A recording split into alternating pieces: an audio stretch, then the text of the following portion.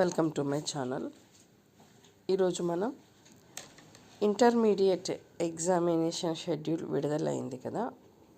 So మనకు ఉన్న సమయాన్ని బట్టి జువాలజీ ఎలా ప్రిపేర్ అవ్వాలి, క్వశ్చన్స్ ఎలా ఉంటాయి, కొన్ని ఇంపార్టెంట్ క్వశ్చన్స్ చదవడం వల్ల జువాలజీలో ఫెయిల్ అవ్వకుండా ఎలా ఓవర్కమ్ అవ్వచ్చు తెలుసుకుందాం.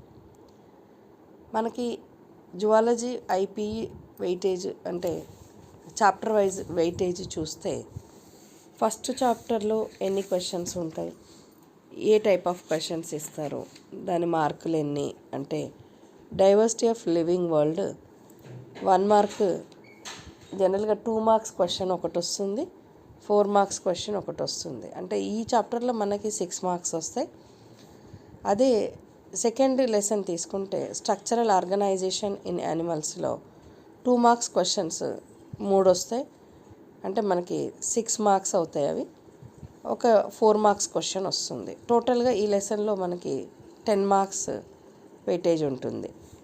యానిమల్ డైవర్సిటీ 1 ఇన్వర్టిబ్రేటా ఫైలా థర్డ్ లెసన్ తీసుకుంటే 2 మార్క్స్ క్వశ్చన్ ఒకటి వస్తుంది అండ్ 4 మార్క్స్ క్వశ్చన్ ఒకటి వస్తుంది. అంటే ఈ చాప్టర్లో మనకి 6 మార్క్స్ వెయిటేజ్ ఉంటుంది. యానిమల్ డైవర్సిటీ 2 కార్డేటా ఫైలం నుంచి 2 మార్క్స్ క్వశ్చన్స్ ఒకటి, 4 మార్క్స్ క్వశ్చన్స్ ఒకటి. ఇందులో కూడా మనకి 6 మార్క్స్ వెయిటేజ్ ఉంటుంది. Locomotion and reproduction 5 marks, 5th chapter చూస్తే దీంట్లో 2 మార్క్స్ క్వశ్చన్స్ 2 ఉంటాయి, 4 మార్క్స్. తర్వాత 4 మార్క్స్ క్వశ్చన్ ఒకటి ఉంటుంది. సో 4 + 4 8 మార్క్స్ ఇందులోంచి మనకి కవర్ అవుతాయి. బయాలజీ ఇన్ హ్యూమన్ వెల్ఫేర్ ఒకటి 2 మార్క్స్ క్వశ్చన్ ఉంటుంది, ఒకటి 4 మార్క్స్ క్వశ్చన్ ఉంటుంది, ఒకటి 8 మార్క్స్ క్వశ్చన్ ఉంటుంది. సో అప్పుడు 2 + 4 8, 8 + 6 మొత్తం కలిపి 14 మార్క్స్ వెయిటేజ్ ఉంటుంది. సో పెరిప్లానెట్ అమెరికానాలో చూస్తే 2 మార్క్స్ లేవు, 4 మార్క్స్లో ఒకటి, 8 మార్క్స్లో ఒకటి, ఈ రెండు కలిపి 12 మార్క్స్ కవర్ అవుతాయి. ఎకాలజీ అండ్ ఎన్విరాన్మెంట్ చూస్తే 2 మార్క్స్ ఒకటి వస్తుంది, 4 మార్క్స్ ఒకటి వస్తుంది, తర్వాత 8 మార్క్స్ ఒకటి ఉంటుంది. సో మొత్తం ఇక్కడ మనకి 14 మార్క్స్ ఉంటాయి.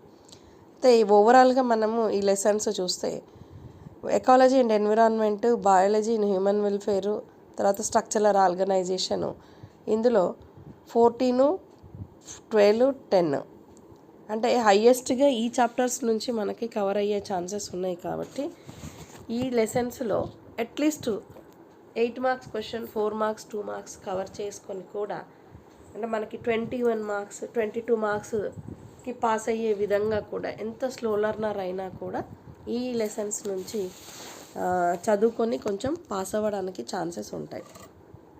అయితే మనకు 8 మార్క్స్ క్వశ్చన్ చదవడానికి కష్టసాధ్యంగా అనిపించిన అన్ని లెసన్స్లో 2 మార్క్స్ క్వశ్చన్స్ చదువుదాము అనుకున్నా కూడా అలా అయినా 20 మార్క్స్కి 2 మార్క్స్ క్వశ్చన్స్ కంపల్సరీ అన్ని లెసన్స్లోంచి వస్తాయి. కాబట్టి అన్ని లెసన్స్లో 2 మార్క్స్ కవర్ చేస్తూ 20 కవర్ అయ్యేటట్టు చూసుకోవచ్చు. అందులో ఒక డయాగ్రామ్ ఉంటుంది 4 మార్క్స్లో, ఒక 8 మార్క్స్లో కూడా డయాగ్రామ్స్కి 2 మార్క్స్ వెయిటేజ్ ఉంటుంది. కాబట్టి అలా 26 మార్క్స్ అయినా సరే ఎస్ఏ క్వశ్చన్స్ లేకుండానే మామూలుగా పాస్ అవ్వడానికి స్కోప్ ఉంటుంది. సో ఈ వెయిటేజ్ ప్రకారము ఒక్కొక్క చాప్టర్లో నెక్స్ట్ వీడియో నుంచి ఒక క్వశ్చన్ని తీసుకొని దాన్ని ఎలా చదవచ్చు, దాంట్లో కీవర్డ్స్ ఏంటి, ఆ కీవర్డ్స్ని మిస్ అవ్వకుండా రాయడం వల్ల మనకి ఇంటర్మీడియట్ బోర్డు స్కీమ్ ఆఫ్ ఎవాల్యుయేషన్లో ఏ వర్డ్స్ ఉంటే జెన్యున్గా మనకి మార్క్స్ అనేవి స్కోర్ చేస్తామో వాటిని మనం ఎలా ఫ్రేమ్ చేసుకోవాలి ఆ టిప్తో ఇంకొక వీడియోలో కలుస్తాను. సో ఈ వీడియోలో మీరు బ్లూ ప్రింట్ దగ్గర ఉండడం వల్ల ఏ చాప్టర్ని ఎక్కువగా చదవచ్చు, దాంట్లో 2nd చాప్టర్కి 10, 6th చాప్టర్కి 14, 7th చాప్టర్కి 12, ecology and environment 8th చాప్టర్కి 14.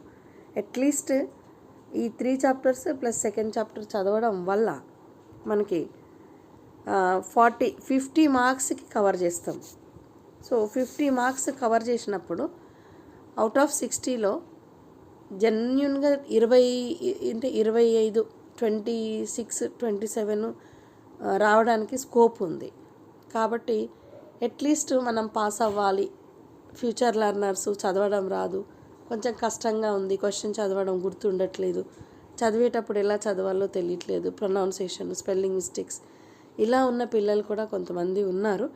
So వాళ్ళ కొరకు ఈ వీడియోలో క్వశ్చన్ ఎలా చదివి ఎలా మెమరైజ్ చేసుకోవాలో కూడా చెప్తాను. ఇప్పుడైతే ఆ లెసన్స్ ఏంటి, ఆ లెసన్స్లో వెయిటేజ్ ఎలా ఉంది అనేది మీకు అర్థమైంది. కాబట్టి ఏ లెసన్స్ మీద ఎక్కువ ఫోకస్ చేయాలి అనేది మీరు ఈ వీడియో చూసిన తర్వాత మీకు కొంత ఐడియా వస్తుంది అని ఆశిస్తున్నాను.